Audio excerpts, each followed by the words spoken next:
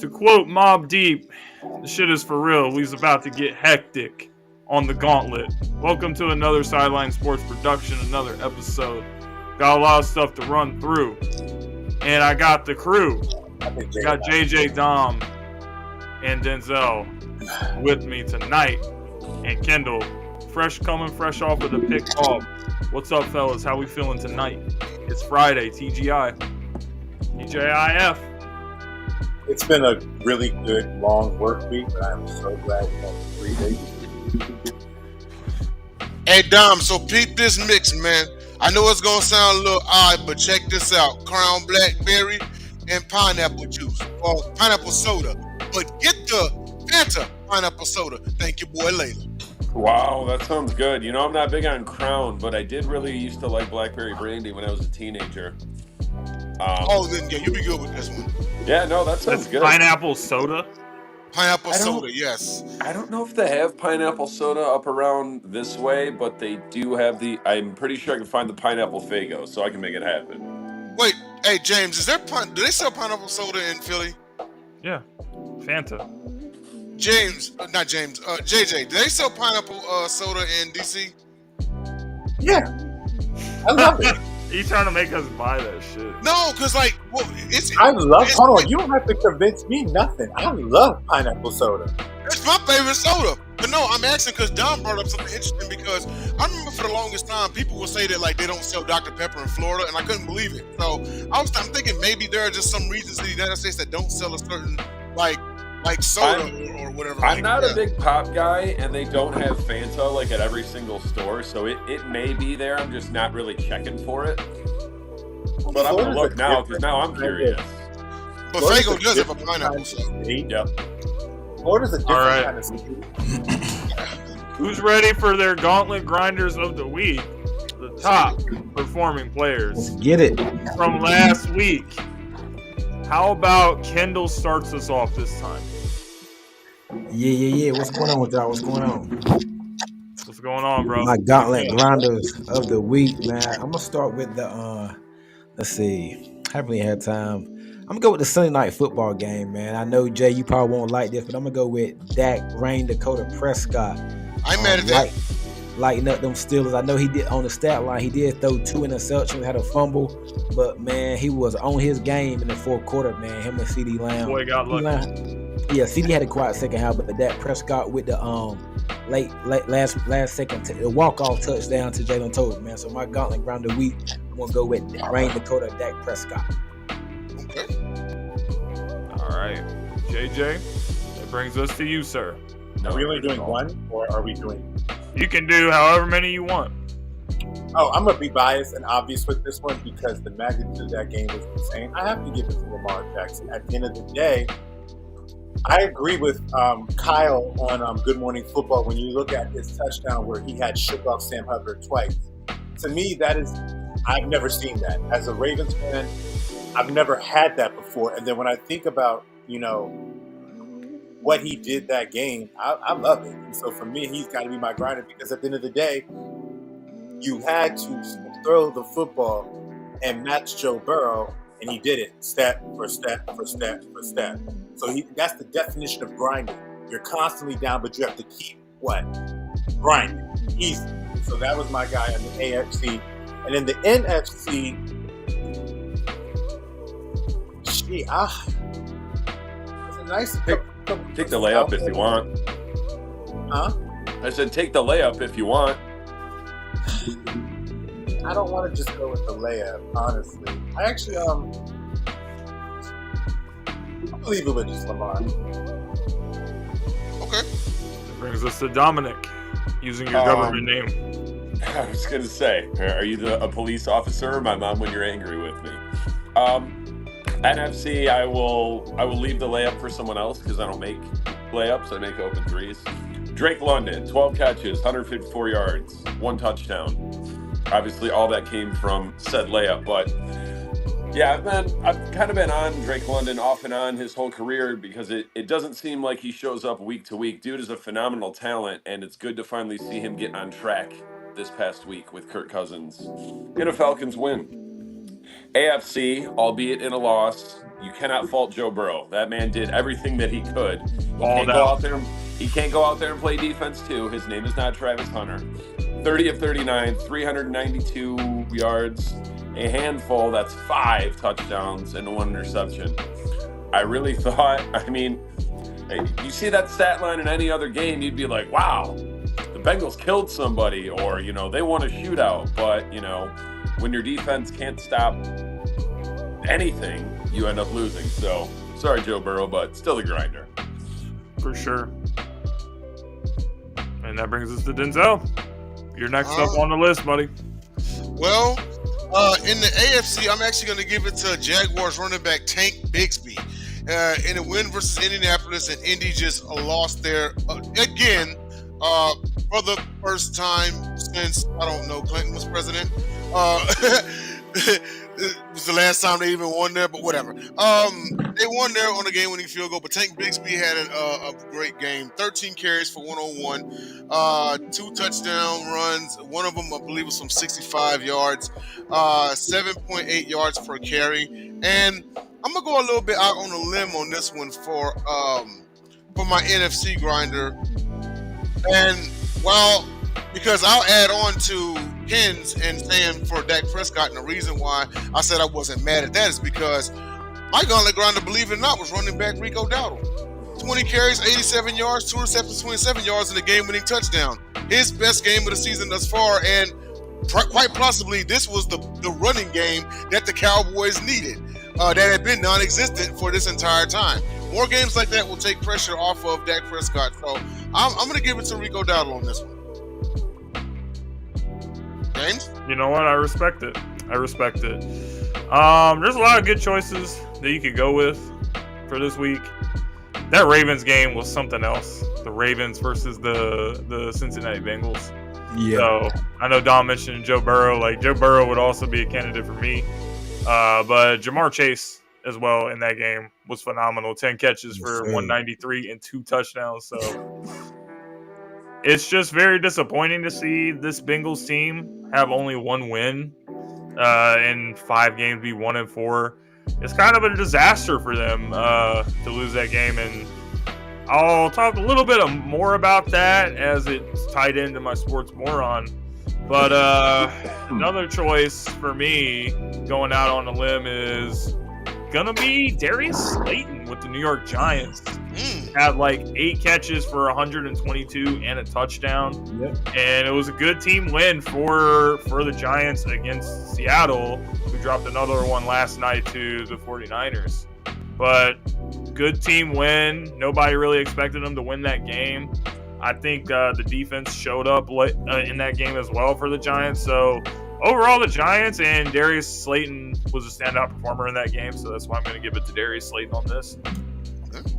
Kirk Cousins just tweeted me and said, I can't get no gauntlet grinder, # fuck y'all. He said, I threw for 500 yards, I can't get no grinder. Well, you said that you weren't going to take the layup, so you're trying to pass. You're trying to. You don't want to take the layup. You're trying to pass the ball like Ben Simmons against the Hawks. So it is what it is. What was your layup? Kirk Cousins. Kirk Cousins. Oh, sorry, I wasn't even thinking about him. Even though he was like the first guy you guys mentioned last week, but we were like, it's a week ahead. We're a week ahead. So always got to keep that in mind. Yeah. Ladies and gentlemen, when we return, it's time for the Sports Morons of the Week. The dumbest takes, the dumbest things, and the biggest rants on this show.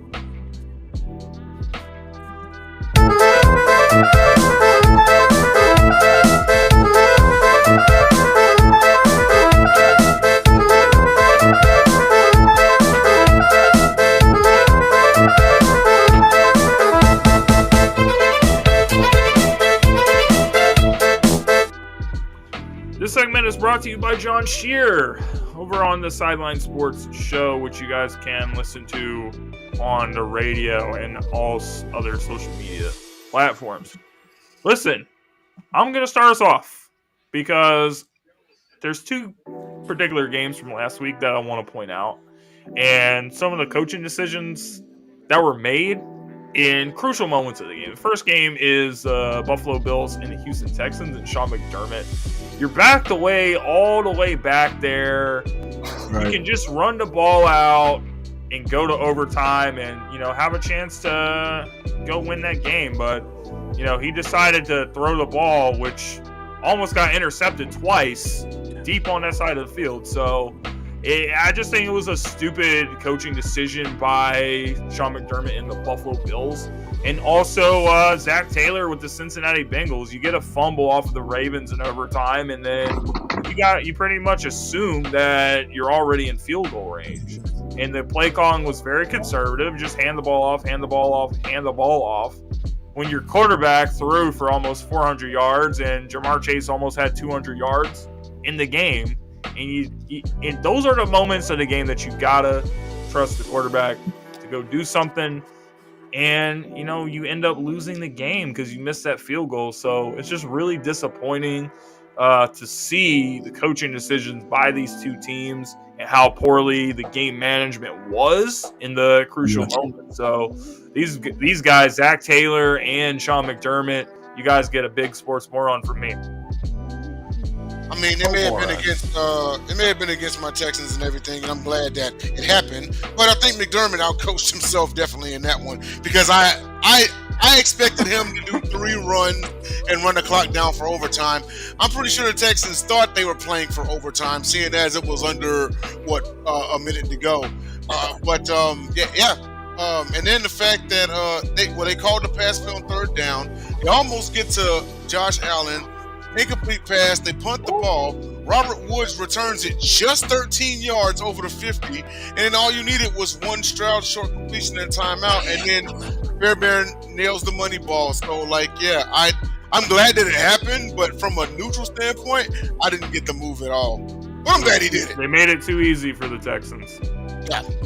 I'm gonna go with the New York Jets. My dumbest move for the week: firing Robert Saleh and then hiring I think it's Ubrich, the defensive coordinator, putting him as the head coach. I mean, you just got rid of the defense was fine.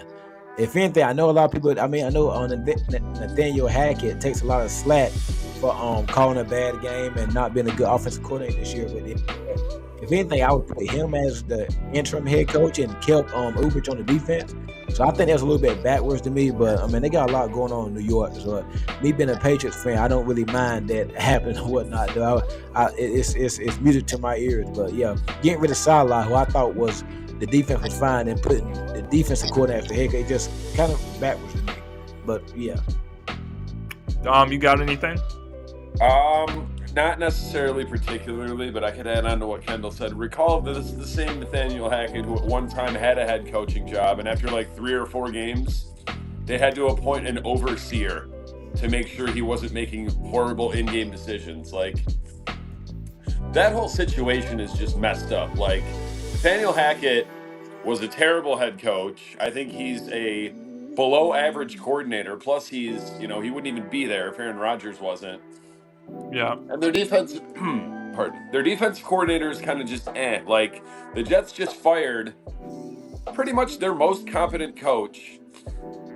There was definitely some things back and forth. Saleh put his foot in his mouth 2, maybe 3 times since the offseason, and then Rodgers kind of fired back, and it's just a mess out there. But the stars are starting to align for Robert Saleh to come coach the defense in Detroit. All we got to do is win the Super Bowl and then pawn Aaron Glenn off on some fool-ass team for a head coach. Then we can hire Saleh. So ultimately, I'm good with it, but the Jets are just so disappointing right now. It's a mess out there. Yep, known for being a pretty dysfunctional franchise. But I want to turn it over to JJ if he has anything that he wants to add to any of these takes or anything on your mind for the Sports Moron of the Week. It's not necessarily, it's not really a moronic comment. It's not necessarily, it's not really a call out. It's one of those and funny understandings. And it's more so about. Subscriber alert. Sorry, JJ, but go ahead. Oh, what's up, channel name? Thank you, channel name. Thank you for subscribing. There you go. Go ahead, JJ. It's more so I've been listening all week to the analysts and everything, and just I don't really listen to media like that, but I've been listening to them all week leading up to the Ravens game, and it got me thinking about what I'm starting to understand is that y'all media are so funny. It is so funny. I don't have an issue with it, but it's funny to call out. You guys, whenever Lamar wins a game, you guys praise him, you love him, you appreciate him, you have him, you want him, you think he's everything. You get these outrageous accusations, right? But it's till the times come for the next game you have to pick, all of a sudden it's the other guy. It's the other person. And I realized, and I saw a comment today that actually I thought about, and I was like, you know what? That's true. Every guy seems to be compared to Lamar as when you're ranking him where he is, because the topic of conversation this week has been, if he beats Lamar, is he going to be the MVP frontrunner? And so I'm thinking to myself, like, it's too early in the season. No, I agree, but what I'm saying is it's just the ability to flip-flop. It's like you say he's all these things, but you don't want to actually pick him against another quarterback that you probably believe in. You didn't want to pick him against Josh Allen. You didn't want to pick him against Joe Burrow. You didn't want to pick him now against Jaden Daniels.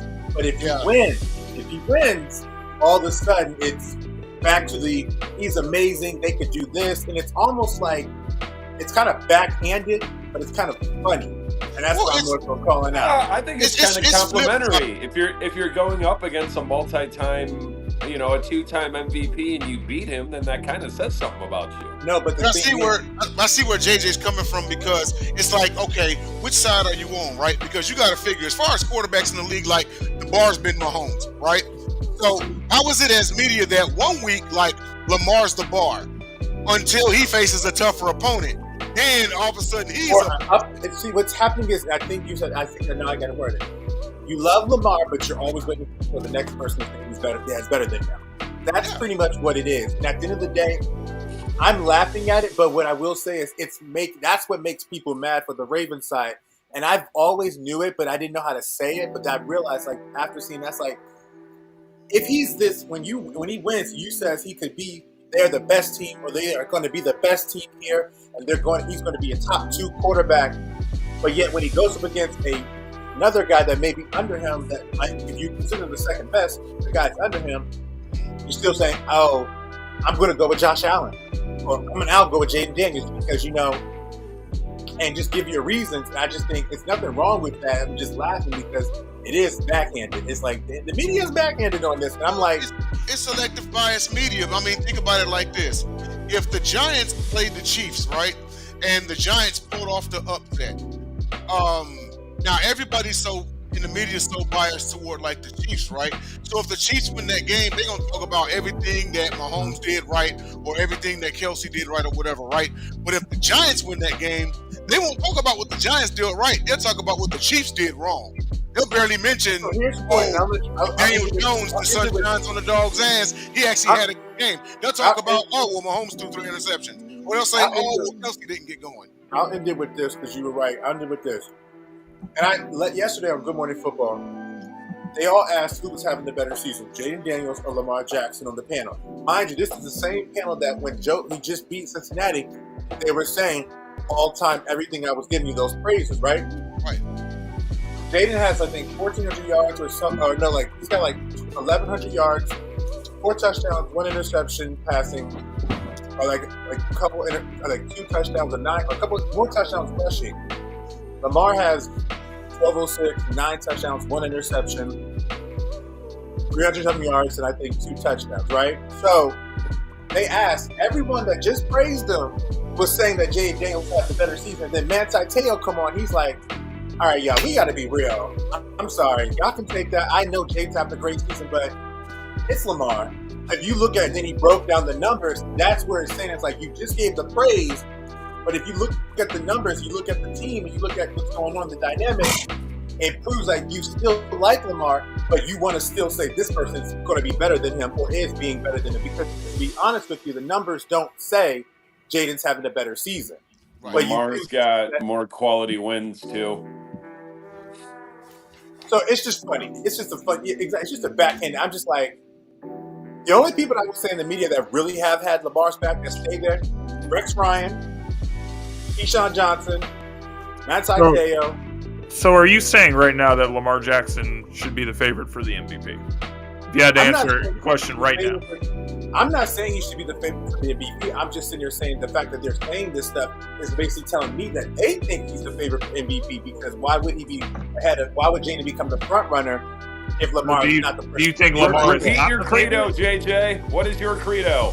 Do you think Lamar is not the favorite? And if you don't, then who do you think To is? be honest with you, I hate to say he may have the worst bad record, but I think Joe Burrow's playing better than anybody right now. I do think he is the one that I would put to make the case to say MVP, but I know he's not going to get it because his team is 1-4. But I do think he is the better one that's been playing well, because Lamar gutted and grinded it out, but Joe hasn't really missed a beat outside that beginning game.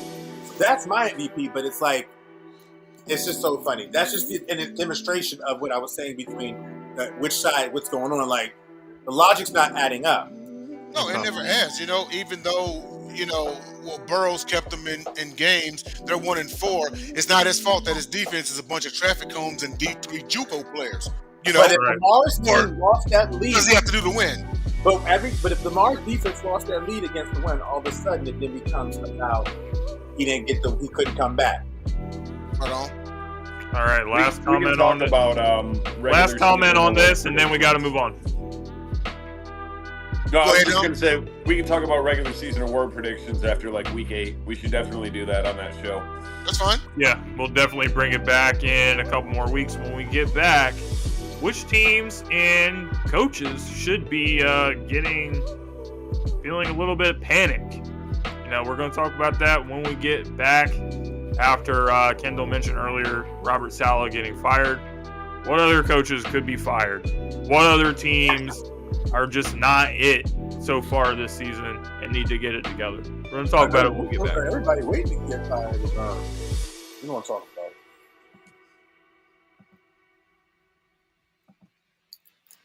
it. All right, ladies and gentlemen. Latest news this week was the firing of head coach Robert Saleh.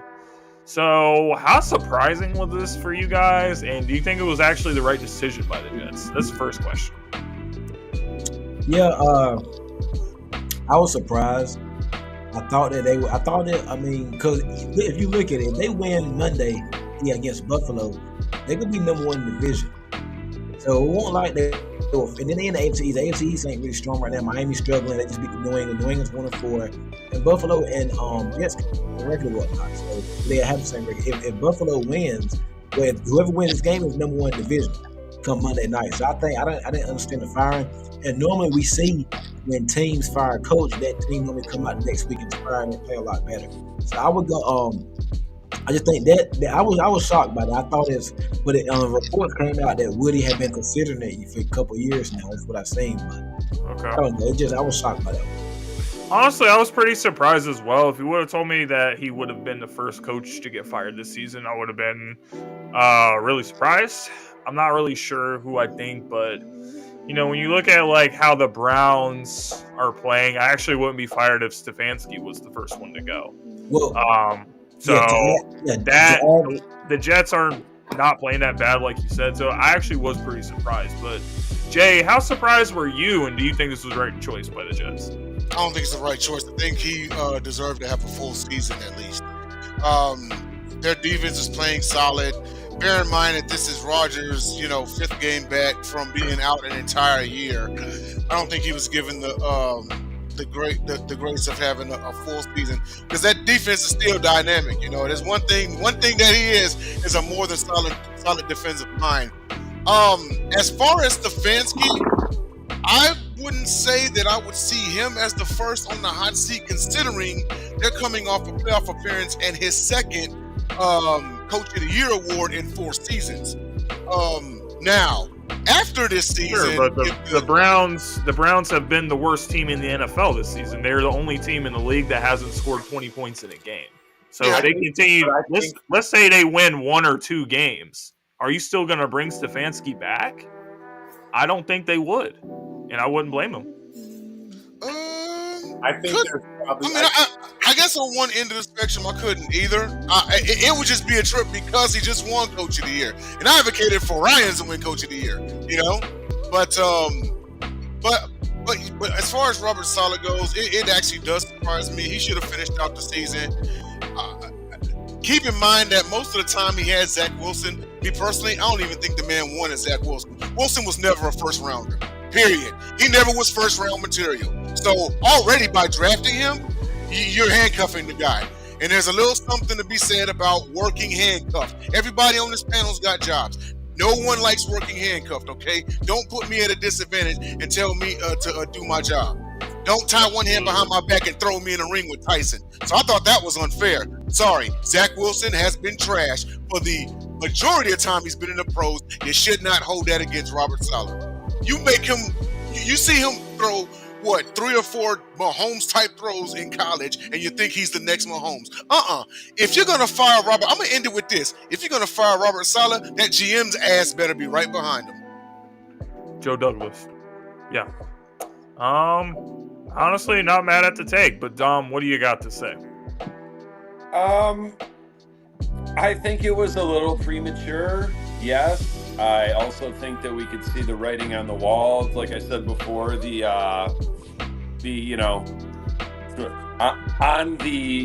the podium, back and forth between Saleh and Aaron Rodgers, and we know how prickly Aaron Rodgers can be. I just think that dude was in a no-win situation. Like, obviously, kind of like Kendall said, if they win that game in London, maybe it's a different story. Probably is a different story, but like I said, the writing was on the wall. I don't think the Jets are really going anywhere this year with or without Robert Saleh. And if you go look, I wish I would have sent you the screenshot that I have. The last, I don't know, and this goes back to before the injury. This goes back to the last, 3 quarters of his last season in Green Bay. The last 14 games, Aaron Rodgers, I hate this phrase, but he's been very average. His passer rating's around 85. He's thrown multiple picks 3 or 4 times. He's just not, he wasn't the same guy before the injury. And I said it to some of my Lions buddies. I don't think we're going to ever see the Aaron Rodgers that we're used to ever again. You might see glimpses. Well, most likely not, because he's 40 years old. But that's what I was. Can't say, much as this pains me to say, can't say that about Tom Brady. That dude was still pretty much at the top of his game when he retired. Yeah, but there's a reason why there's only one Tom Brady. I mean, this is the reason can't why. Compare everybody to Brady. Yeah, and if you think about it, okay, he's the gold standard. Look at Peyton Manning's final season, right? Is it fair to say he was a shell of himself? Oh, sure. 1,000%. But why did they win the Super Bowl? Running game, defense. I will take this version of Aaron Rodgers over that version of Peyton Manning any day. Me too. That's fair. But Rodgers is still, as of right now, he looks like a shell of himself. Right. Now, the rest of the season remains to be seen, but no, go ahead, JJ, you want to pass it to him? Yeah, JJ wants to chime in, I can tell. A couple things. I want to go back to the real thing about Stefanski, because I had to look this up to be sure. They've made the playoffs twice in the last 6 years since he's been here. Because he had Baker Mayfield and got to the playoffs. Baker had 26 touchdowns, 8 interceptions, right? Deshaun Watson missed most of the season last year. Joe Flacco and them led to get to the playoffs, correct? Right. So at the end of the day, I'm not going to go Stefanski. I never thought I would say this, but I'm going to Deshaun Watson. That is the issue I would say before Stefanski, because at the end of the finally day, said it. Because I have literally seen a guy that literally is, and I think about this because think about Manti. I was talking to my classmate in training today. I was like, think about Manti Te'o's story, where he had said when he was talking about his documentary that when this whole scandal and everything came out, he started second guessing himself with everything on the field. It was like, he was just thinking so much as opposed to just playing football. If that was a person to catfish you, you're dealing with 24 accusations of rape or sexual misconduct, and a new case came out this year. I know you're not in the game 100%, and you do not look happy. When I look at him and I see him, I remember the guy that first came into the league. You don't look happy. Yeah. Well, I know for a fact I will give Stefanski more of a chance because he won with Baker Mayfield, because he got there with Joe Flacco. He did. I don't think it's him. I definitely think it is Deshaun Watson, and I think he has to really sit back and do some soul searching, because if you're not there, I think you're going through the same thing Manti Te'o did. Now, to go to Robert Saleh, this is so interesting. I was so surprised at this because when you sit back and you're on the outside looking in, the Bills are 3-2. The Jets are 2-3. The Patriots, I think, are 1-4. The Dolphins, I think, are like 2-3. So everybody's within one game of each other pretty much. So, okay, it can't be that. And then I'm thinking to myself, like, well, everybody was saying it was Nathaniel Hackett, but he was demoted and another guy came in. So that can't be that. And so I'm sitting there thinking to myself, like, what could it be? And then I'm sitting there thinking, like, okay, Aaron's 41 years old. You don't have too much time left. Your window is very slim. It's now. It's now, pretty much now. It is this only year. And it's like, we are in an instant gratification world. Everyone probably thought it was going to go smoother than it did, but because it isn't, you're panicking. But it's like, this is a panic move. I don't think there's any reason why Saleh should have got off. I think, him and Aaron, they don't look like they're buddies. They don't look like in this, but Aaron's grown up. He's going to be who he is. But they're grown men. They figure out how to work with each other. There's plenty of coaches and QBs that weren't always friends. So at the end of the day, I do look at it as like, you guys panicked. You guys panicked because you guys probably wanted to be the light show of the AFC East, to be that team with Aaron Rodgers, to compete with Patrick Mahomes for being the best record in the AFC, and you're not. And because you're not, your ego hurt a little bit, and so you use Saleh as a scapegoat because at the end of the day, you weren't thinking that, okay, we're still within one game of the division. There's 12 games left. We're 2-3. If we get to continue building by week 8, we could be 5-3 or 4-4, still in the race. But it's like, you didn't think about that. And now that you have reacted here, now you have a new change in the middle of the season. You may win your first game because everybody typically does well with the new coach or whatever, the first game or so. Yeah. Now you put yourself in a tough position because now you're really not going to have that now because at the end of the day, you got rid of the continuity. You didn't let that change just grow and let that develop. So I think it's really surprising. I would have never, ever thought that it was going to. I'm sitting like, okay, no, I don't understand. No, I just didn't see him as the first guy that was going to get fired.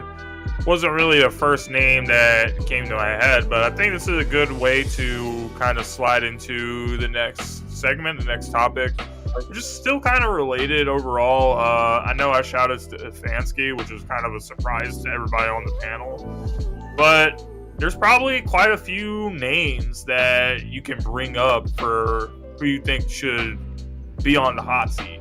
I think Brian Daboll is another name with the Giants. They're just doesn't seem like it's getting anywhere. He's been there for a few years. Yeah, I know he's been with Daniel Jones, but I think the Giants are probably going to go in a different direction.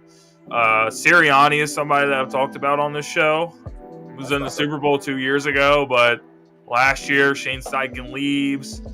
Everything kind of starts to fall apart. You blame Brian Johnson, who took over for Steichen as offensive coordinator. Now you bring in 2 new coordinators. You bring in Kellen Moore. So what is really the issue with this team? And they're just too talented to, play at the level that we've seen early in the season. So I feel like if things continue to be a struggle, then Sirianni could be the next guy to go. Let's say the Eagles lose to the Cleveland Browns on Sunday. If that happens, then Sirianni has to be done.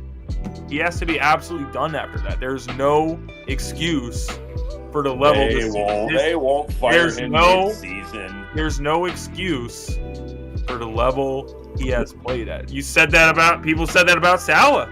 So if Saleh was not safe, then how can Sirianni be safe? The Eagles don't have an Aaron Rodgers. Based off of what we have seen last season, you lose 6 of your last 7 games. You come into this season, there's been some dysfunctional issues with the offense, with the play calling, particularly in the red zone. If you miss field goal opportunity, get fired. You're going for it. You're coaching like it's Madden. This is not Madden. This is the real thing. So I feel like that team has too much talent for you to just waste another season. So the biggest name for me is Sirianni. I think that his seat is piping hot. Nick Sirianni, watch out. And the Eagles, if they don't get it together, I would also say it's almost time to panic for this team. If they lose, time to panic. I agree with you there on Sirianni. I was actually thinking about it before you said that. There's no way you can lose to the Browns. You're coming off a bye. Your wide receivers are healthy. Saquon's healthy. Offensive line's healthy. Like the Browns are. Yeah, it's two teams going two different directions. Browns are a mess this year. I don't know what's going on, especially with their defense. I don't know why their defense struggles so bad. Deshaun Watson, he's just hit rock bottom. And you can't blame them on weapons because they got plenty of weapons. They got Judy Cooper, Elijah Moore. They got. Chubb will be coming back soon, so you can't. It's not a problem with weapons or offense. With offensive line is being okay. They got some injuries there, but even last year, Deshaun Watson was not playing best, so they gave him this year. There's no way you can lose this Browns team, and I feel kind of funny about this game and this Browns Eagles game. I feel I'm not gonna call the upset because I did my upset last night, and I said that over the other night I was on with y'all. I picked Raiders over Steelers, but keep an eye on this Cleveland Brown and Philadelphia Eagle game. I'm calling it right now. Keep an eye on it. Okay, so we're both in agreement on Sirianni. JJ, do you want to chime in on any coaches and teams that you think is kind of on the hot seat and close to time to panic for these teams and coaches? Can you bring up the teams that we had right here? That was coming out. Bring up the teams. I think it was the Saints, the Bengals, and Seattle. Oh, there was a JJ. Before you go, there was a So I made up a little thing behind this segment, and that is as far as which team in trouble is the panic segment, and then there's like a panic leader. Okay, you got your colors. You got green, yellow, and red. Green means, all right, relax. Their season's not in trouble. They're cool. Yellow means, okay, maybe their ass is starting to itch a little bit. Red means season under duress. So out of all these teams, which color would you assign? So that's the funny thing about it, because if I'm going to be completely honest, I don't think any of the teams that's listed should have their coach on the hot seat, but I know in this world that we live in, all of them are going to be hot seat for some ridiculous reason. Mike McDonald just got here. You're acting like people are supposed to just get it right off the bat. Instant gratification. You're going to sit here and think, oh, we're going to be great when you come down to earth. Zach Taylor, I know, will probably lose his job because of how they're going to end this season. But at the end of the day, this was a guy that helped you get to a Super Bowl with this quarterback here. And every time the quarterback and him have been together and he's been on the field, they have typically kind of been successful. They were successful last year before he got hurt. And if you really were going to sit, and they had a slow start last year. I think they were 1-4, 2-3 last year. So it's like, you're going to put him on the hot seat after he's shown you when he has this guy healthy, just keep him healthy. They're going to figure it out on offense. Their defense has an issue, but at the end of the day, you can do what they do. If your defense is going to be bad, just turn the football over. Just get the ball back to your offense because you know your offense is going to be able to keep it going. That's my motto right now for my defense until they figure it out. Just get us the ball back. And if you get the ball back, that's cool. As far as New Orleans, who's their coach again? Dennis Allen, right? Dennis Allen, yeah. Okay, so for Cincinnati, you would say they're still fine. For me, they're fine, but I know in the world that he's got the red. I mean, he's got the red that he's in trouble. Okay, so you got green for Cincinnati. Okay, go ahead. Yes. Sorry, damn. Siri heard me talking. Anyway, no. I would actually put Sirianni on the list before all of these guys, including Zach Taylor with the 1-4 start, because I think that I don't know. I think the locker room is. I'm curious about this locker room. But I think people in this locker room and this city is waiting for just, hey, AJ's back. Thank God. Oh my God, AJ's back. AJ's back. And I know the coach is probably thinking that because I know Jalen's probably thinking that because at the end of the day, they win when AJ's around.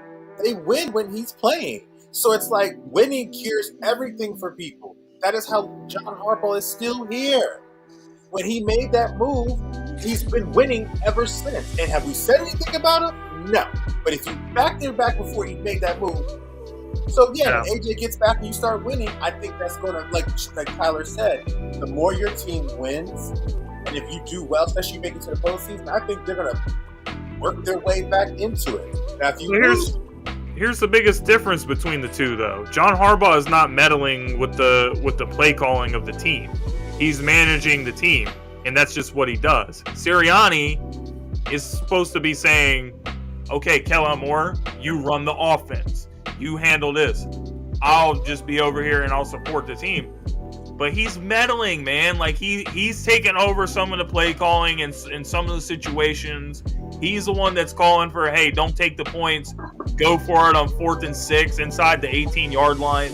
And, you know, that's why they lost to the Atlanta Falcons, was for not taking the points. You see what I mean? So it's a very different situation that we're talking about here.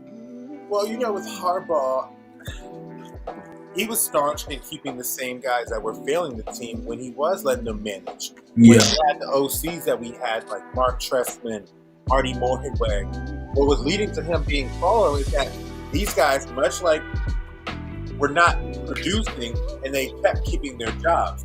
So he didn't see a need to make the change. So it's different, but I think it's more so back on what I read from both of them is, I know what I'm doing. I'm going to figure it out. John, I know what I'm doing. I got the right people in place. They're going to work out. Sirianni, I know what I'm doing. I'm going to take this situation. I get it.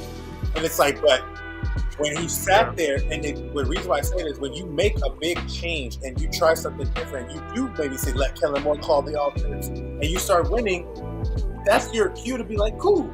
And that's why people say winning cures all, because you forget about everything if you win. You forget about it all. But if you lose, you're going to talk about it to the day, to the next time you win. It's this day. Yeah, the Eagles got to start winning some games. But, Dom, did you have anything you wanted to bring up for this conversation? Yeah, I'm surprised no one so far has mentioned Doug Peterson. I know the Jags finally got it together and won last week. No, wait, no, they didn't. Did they? Yeah, they beat the Colts. That was their first win. Oh, yeah. First time since, like Jay said, since Clinton was president. Or no, Yeah, it was the Colts that hadn't won in Jacksonville in 100 years. Yeah, Doug Peterson, I think. And it's another one of those situations where I would say, yes, he's on the hot seat. He's at least yellow level, maybe not red just yet, because they did finally win a game. And it's not like anyone is running away with that sorry-ass division yet. But the thing is, like, yes, he's on the hot seat, but I don't know how much of it he really is to blame, because Trevor Lawrence, outside of the second half of 2022, he has looked very ordinary, and that's even removing his entire rookie season, because I don't hold anything that he did in his rookie season with Urban Meyer as the coach. Keep that up, because I want to touch on that. Who may have been the worst head coach of all time. I saw a list not too long ago. Urban Meyer was at the top. I can't remember who was in the middle. Hugh Jackson was in there. Fatty Matt Pat Patricia was number 7. Cliff had posted, and I was like, wow, Matt Patricia needs to be much higher on that list. But yeah. Well, here's what I think about Peterson, and I think it's actually a very similar situation to Sirianni. I think it just hasn't been highlighted as much because the Jaguars are a small market team, but they also had a collapse that was very similar to the Eagles last year. They did. So it's not just about starting the season 1-4 for the Jags. It's also about you kind of had a collapse at the end of last season, and you start the season the way that you have. So based off of that, I can't really justify Doug Peterson coming back unless this team just completely does a 180. Yeah, they definitely need to turn it around. I think I don't think missing the playoffs will get him fired, but if they finish with like 5-6 wins, he's got to go. Yep. So to Tyler's point, he brings up and I know I can see how he correlates that with McDermott. Right. So it is about expectations, but it's funny you bring him up. McDermott and Taylor both have the same expectations. The only difference is when McDermott has his quarterback and everything healthy, they get all the way and still struggle. When Burrow and Taylor have been together healthy, they've gone far. The last time they were in the playoffs, they were in the AFC title game and really was one penalty away from possibly, getting there. So it's like the expectations are the same, but we have seen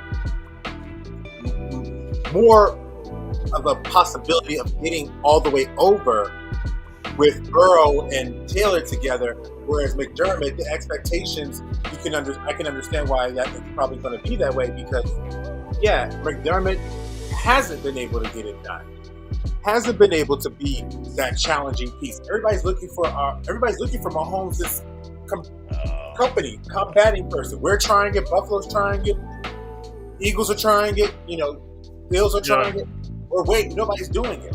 And Burrow was the one that showed the most promise to actually have done it because he has beaten them before. You see, that's why the expectation they'll be able. I can stomach Taylor keeping his job before McDermott. But McDermott also, I will say, I was kind of surprised that he wasn't let go last year. They did fire Ken Dorsey, their offensive coordinator, midway through the season. Then Joe Brady came in, and then that's when Buffalo started playing a little bit better. But if you remember that Chiefs game in the divisional round, I think it was, there were some really questionable decisions that he was making with game management. So in that game, it kind of showed you that, this guy's kind of at the end of the rope as a head coach. But I guess because of their late season turnaround, that's what kept him the job. So I really think that they're tapped out with McDermott. So McDermott being on the list, I think that's a good shout. All right. So I think there's a lot of names. I know a lot of people in the comments kept saying Matt Eberflus as well with the Chicago Bears. It's also a good shout. Something that we'll have to continue to monitor as they're not in last place. Sometimes, the but you just draft a quarterback like Caleb Williams.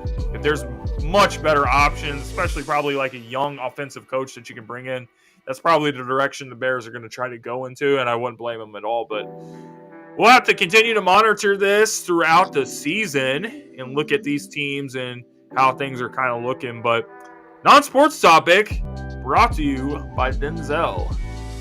I'm going to let you introduce this one.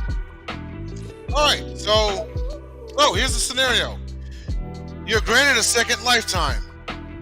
Now, granted that you're going to be successful and make, hundred thousands, millions, however, choose your career choice. It could even have been your first career choice out of high school in this lifetime, but you just went and did something different. But if you had the opportunity, if you had a second lifetime, what would you have been? Dom? Well, my heart said pro soccer player because that's what I wanted to be when I grew up. I mean, you can make a ton of money, travel all over Europe and the world, because obviously, if you're going to be a pro soccer player, it's not going to be in the MLS. It's going to be in the EPL. But given all that, so which club would you want to play for in the EPL? That's a damn good question. Probably Man U. Okay. But given all that, if I can be rich but not necessarily famous, I think my ultimate choice, I would rather just be a day trader on the stock exchange. Be some multimillionaire and nobody but my coworkers even knows who I am. I could still go out to eat, go to the club, whatever, go on vacation, and the paparazzi don't even know who the fuck I am. Because there's a price to pay for being famous, and that is not a price that I would want to pay. I mean, obviously, if you're that rich, you can send someone out for your groceries, but it's what if I want to go, what if I want to take an Uber to 7-Eleven at 3 a.m. to get some taquitos because I'm too drunk to drive? No lie, I could actually see Bob in the WWE though. Yeah, absolutely. And Dom, him and Jordan could be like those tag team brothers. Yeah. I just saw some 80s wrestler and I was like, oh my God, is that Bob? I can't remember the name of the wrestler now. Fuck, was he he's one of gonna the kill me so I Bushwhackers think of or it. maybe Hillbilly Jim? But no, I hear you on that one, Dom. As long as you're not going to get those burritos leaving a Diddy party, you'll be just fine. I have a feeling me and JJ are going to have the same pick, or maybe not. But if I had a second lifetime, believe it or not, I'd be a lawyer. I've always been fascinated with law and how it works. And then when I took a law class in college for my degree plan, and then just looking up random United States Supreme Court landmark cases that have shaped the very laws that you see today, and in some of the cases you might see like on TV with a complicated crime or anything like that. And I always thought it'd be, interesting to get in there and just really duke it out with the other lawyer, and just kind of explain your side. Then also, whenever I worked at the prison, you also had inmates in there that they were looking up law as well, because they were looking for a loophole so they can, get a new trial and get their case overturned and everything. And so I always thought it would be interesting to like get into law, at least as a paralegal. But I mean, hey, why? And shout out to all my paralegals. I got several, good friends who are. But I'd want the biggest stage. I definitely want to be a lawyer. I am, however, undecided if I would be a prosecutor or a defender, because there's cons to both. Just like any job, right? There's pros and cons to both of them. But all in all, I think I'd be a lawyer. Good Man, job. you actually took what I was going to say, be a lawyer. Like It was you. It was you. That was supposed to be my chosen profession when I started Yeah, college. Then I was like, I hate school. Yeah, So, Kendall, why did you want to be a lawyer? Or why would you want to be one? Well, the same reason why I wouldn't mind being like a sports agent. I mean, right now I'm into the podcast world, the media world, radio, and all like that, and trying to work for a team, working sports or whatnot. But I've always wouldn't mind being like a lawyer, agent, things like that. I think all this like in the same category, So I wouldn't mind doing that. I love representing. I would love representing players or representing people, or being something like that. So and then most importantly, the money, some money into it. So I wouldn't mind doing that, man. That would definitely be right up my alley into the agent background, or be like a lawyer. I think either you or Jay would be worthy replacements as the next Johnny Cochran. Hey, I take that. I mean, would I represent OJ? I don't know. Yeah, I would. Why not? But they got James back in the room. Hey, JJ, it's on you, man. What would your alternate career choice be? All right. What were you saying? Yeah, if you were granted a second lifetime, what career choice would you pick? I could definitely tell you and I didn't have the same one, because I don't want to work that hard. Stop playing. Bill Gigolo to the stars. So, when the Lord brings me back, what do I want to do? Well, definitely where He wants to lead me. Definitely, I want to do that. And I would have to pick. Can we make like Pokemon real? Because I want to be a Pokemon master. That's what I want to do. Like, I want to be a Pokemon master. Or can we get virtual reality? Because I would be a duelist. I want to do one of those two, and everything. I would love to be a Pokemon master. Like that, just if I do. But all right, if I'm talking actual job, I would be like a. Pokemon master. I'm done. I sure did. I would be like I would definitely want to study like the wild animals of the world, like a conservationist or. Oh wow! Yeah, I can see that. A wildlife researcher. Really I would love to be bingo. I would love to be a wildlife researcher. Field zoologist. Okay, hold on. Would you be like a Steve Irwin type? Like you be out there like in the trenches with him? Not all of them, but I would be very fixed on where I would be doing. I would pretty much just study all the big cats. JJ would be that elephant in the living room guy with 11 lions living in a trailer. Tiger King. Or I would even, if I had to pick something else, I would definitely like to research nature. Like, I would love to travel and see all the icebergs up in the Arctic, or go down to the Antarctica and go. Marine biologist. I was thinking that too. Well, marine biologist is really in the water, and pretty much, because that's what I was going to go to school for when I was in high school. I took a marine biology class. So you do study the ecosystems in the life. You get to see like there's different levels that we haven't even got a chance to get to. But I definitely would do something with nature, or definitely with the big cats. Pokemon first, though.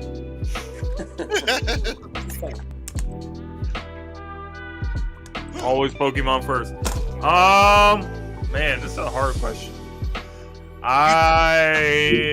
You'd be Dom's teammate on Manchester United. No, no, because I would never play for a dysfunctional ass club like Manchester United. If I was playing, He'd be I would Ben play. Simmons' I would play. teammate I would play for a Philadelphia. real club. I would play for Real Madrid, a team that actually wins trophies. He'd be Ben Simmons' teammate with Joel and Jimmy Butler back in Philadelphia. No, I wouldn't want that either because I would always lose in the second round. Listen, You saw why Jimmy got the fuck out. some of us guys actually want to make it past the second round, want to make it into the third round, and so on. I don't know. I would rather do something that's like really fulfilling, instead of doing stuff for money. Like for me, everything has become about who's making the highest salary. I would like to do something like, run a SPCA or something like that, like an adoption center where people can come in and adopt a pets that really needs a home. But I will also say that I think that it's a fulfilling job, but it's a much more difficult job than what people think, because it's not for the faint of heart. Because a lot of the dogs and cats that get taken into these places were cats that were and dogs that were abused. Right. And that shit, like seeing what some of these animals go through and like the neglect can be very damning. And it's just not for the faint of heart. It's fulfilling work, but it's also very hard work. But that is something that I kind of always thought I was going to do, but it just never worked out for me. Pastor Ingram says he'd like to be the guy who refills the holy water. You're the pastor. Someone refills it for you. He would be the guy with the grape juice at the communion. The blood of Christ shed for you. As long as you don't bring the devil's lettuce in the Lord's house. Yeah. The blood of Christ is Fago Ohana Punch. We all know that. Pig slot processor. All right. He's going off now. Does anybody have any last things that they want to add to this topic before we shut it down? Actually, Wait, hold on. While I still have it on my mind, JJ, Charmander, Bulbasaur, Squirtle. Since you're a Pokemon master. I'm going with Squirtle. Okay. I would do Charizard after. I would do Charmander afterwards, but I do Squirtle because I want Blastoise. No love for I Bulbasaur? thought Pikachu was everyone's favorite Pokemon. No, I love Bulbasaur. I do too, but Blastoise was my first love. Blastoise was the first holographic card that I really ever wanted. But Pikachu's cool, but I never really cared for Pikachu. I never really. I think he was he was the big like people that Pikachu's didn't not like an him. I actual don't know shit starter, about though. Pokemon, but I know about Pikachu. I think that's just for the show lore because I like yellow version with him, but once I got my starting 5 and once I got the my three starters, he kind of phased out of my lineup and put into it's funny, we were talking about this at work today. This is so crazy. But yeah. I love You got Fair a enough. Pokemon nerd co-workers too. Happy for you, JJ. Listen, man, Pokemon is one of the most popular franchises in the world, man. So we were playing, Nerd! so to your point, but we were playing this game called Kahoot, and Kahoot you get to put nicknames. And so I had put Gary and my coworker had put Ash. And so we had a little back and forth about that because I liked Gary's lineup. To be honest with you, I did. His first one with Pidgeot, Gyarados, Dragonite, Charizard. I think he had Alakazam. Yep. Loved his lineup. There's a Pokemon named Alakazam. That's my favorite. Abracadabra, Alakazam. Alakazam is the final stage. Had third evolution, had his holographic card as well, but I love Gary's lineup. Literally, Gary's lineup was lethal. It really was. So that's what all three dudes in Half Baked were doing. Rather than trying to call the cops, they were trying to summon a Pokemon. Tyler would be happy for this one because I literally said that if I could trade for it, Gengar would be in my lineup for sure. Yeah, we know Gengar will be his choice. Yeah. I like Gengar. Yep. Classic. Well, guys, I want to thank everybody for being a part of the great show. Kendall, it's always great to have you on as well. before we get off here, I just wanted to confirm what days is the Patriots talk show on Sideline Sports? Mondays, Wednesdays, and Fridays at 7:30 p.m. Eastern. So he's doing the double header today, man. Doing on Patriots Talk and then coming on the Gauntlet, man. Appreciate you for doing that. Talk about the Make sure you guys 3 days a subscribe week. and tune into his show and all the other great shows that we have here on the Sideline Sports Network. A lot of great things to come for all the great guys on our team.